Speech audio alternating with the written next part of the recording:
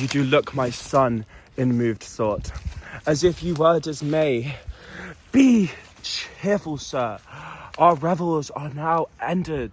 These are actors, as I foretold you, were all spirits, and are melted into air, into thin air.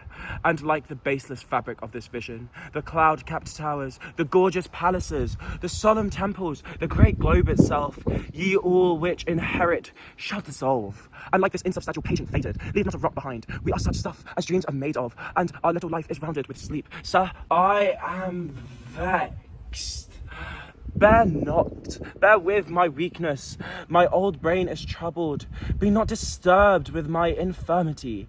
If you be pleased, retire into my cell, and there repose. A turn or two I'll walk, to still my beating mind.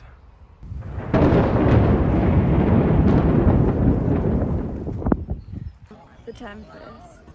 What would you say are your three main takeaways from Prospero's soliloquy in Act 4? Prospero reflects that the mask and his spirits will melt into air, linking his magic directly to the idea that everything in life is temporary. The line, "We are such stuff as dreams are made on," makes this personal, showing his awareness that human life itself is fragile and short-lived. The speech shows a clear shift in Prospero's mindset. He moves from being in control of the spectacle to sounding unsettled and reflective, suggesting he's starting to recognise the limits of his own power and his own mortality. The sudden ending of the mask, triggered by his memory of Caliban's plot, is the key to the soliloquy. It breaks the illusion he created, highlighting how easily harmony is disrupted and reinforcing the idea that control, like his magic, is never absolute. What would you say about the theme of Prospero's control?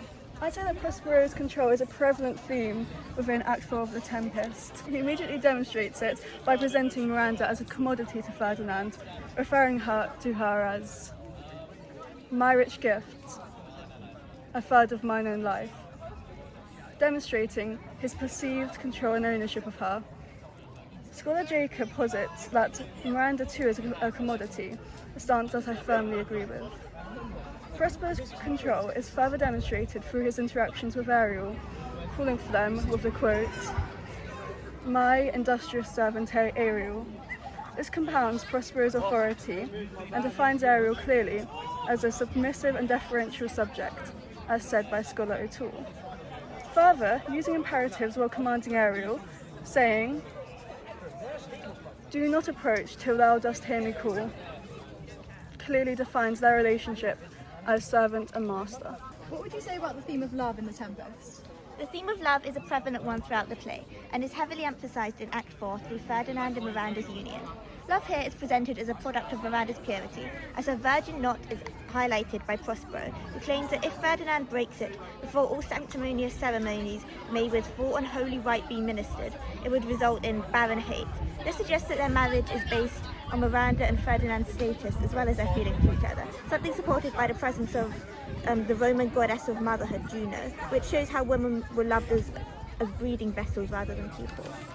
What would you say about the theme of class division in The Tempest? So in The Tempest, class division is a present theme.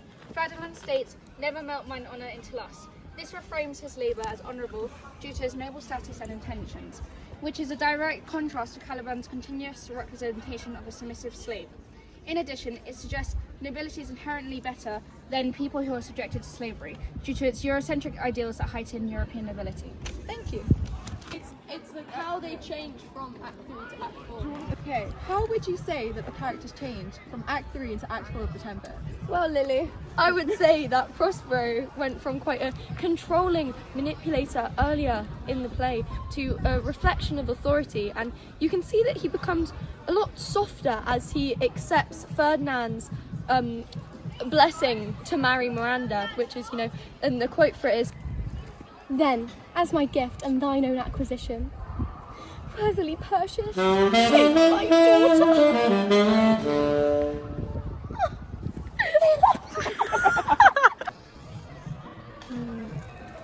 And then we also have Ferdinand, who moves from a suffering lover to a rewarded husband.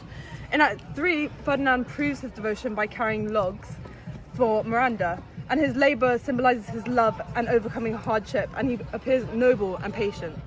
However, in Act 4, he is rewarded for his loyalty when Prospero accepts his marriage.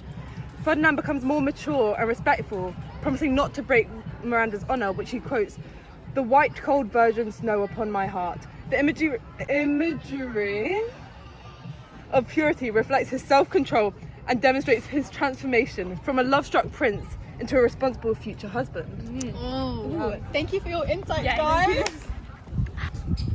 So, what would you say are the most significant changes from Act 3 into Act 4? Well, Act 3 contrasts sharply with Act 4 in tone, structure and thematic focus. Act 3 is chaotic and tense, with multiple subplots exposing characters' ambitions, particularly through plots for power such as Caliban, Stefano and Trinculo's conspiracy against Prospero. Magic here is used as a tool of torment, especially in the banquet scene, where Ariel confronts the three men of sin, creating an atmosphere of fear and judgment. In contrast, Act 4 is more controlled and celebratory, moving the play towards resolution. Prospero's magic shifts from punishment to artistic creation, as seen in the massacre performed to bless Miranda and Ferdinand's union. This reflects a more godlike creative power rather than something sinister. Relationships also develop, as Ferdinand's labor becomes a symbol of winning love and rather than enforced servitude, and Prospero shifts from authoritarian control to paternal acceptance. Overall, Act 4 resolves earlier tensions, defeats the comic subplot, and signals Prospero's intention to give up power, creating a sense of harmony in contrast to Act 3's disorder.